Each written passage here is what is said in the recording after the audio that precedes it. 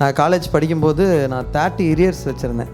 Final year போகும்போது engineer students நிறைய பேருக்கு நினைக்கிறேன் 30 அரியருங்கிறது எவ்வளோ பெரிய விஷயம்னு.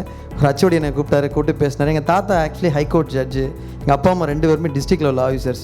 ஸோ எங்கள் வீட்டில் கூப்பிட்டு சொன்னாங்க, என்ன என் ஹச்ஓடி கூட சொன்னார், இப்போ நீ வாங்க போகிறது மானத்தை கிடையாது, உன் பரம்பரை மானத்தை அப்படின்னாரு. ஸோ அதுக்கப்புறம் திடீர்னு எல்லாருக்கும் வர மாதிரி எனக்கு ஞானவேதம் வந்து ஃபைனல் இயர் படிப்பை தவிர மற்ற எதுவுமே நினச்சி பார்க்கல.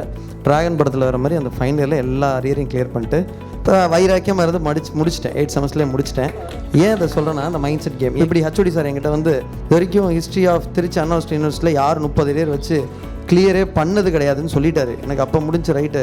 நான் உடனே என்னை இன்ஸ்பயர் பண்ணுறேன் என்ன பண்ணிக்கிட்டேன்னா, எடுத்து கூகுள்லாம் சர்ச் பண்ணி பார்த்துட்டு காலேஜ் ட்ராப் அவுட் பண்ணவங்க தான் பெருசாக சாதிச்சுக்கிறாங்க. நானே ஒரு ரீசன் கண்டுபிடிச்சிட்டேன். அப்படி தான் பார்த்தேன். அப்புறம் திடீர்னு அதே ஹச்ஓடி அடுத்த நாள் கூப்பிட்டு, ஒருவேளை நீ பண்ணினா உன் கதை தான் இங்கே ஹீரோவாகும், அடுத்த ஒரு 5 செட்டு 10 வருஷம் உன்னை பற்றி பேசுவாங்க. நாங்கள் எக்ஸாக்டாக நடந்துச்சு. அடுத்த ஒரு 4 வருஷம் 8 வருஷம் எங்கள் காலேஜில் சோசியல் காலேஜில் நான் தான் ஹிஸ்ட்ரியில் இருப்பேன். So this is the mind set.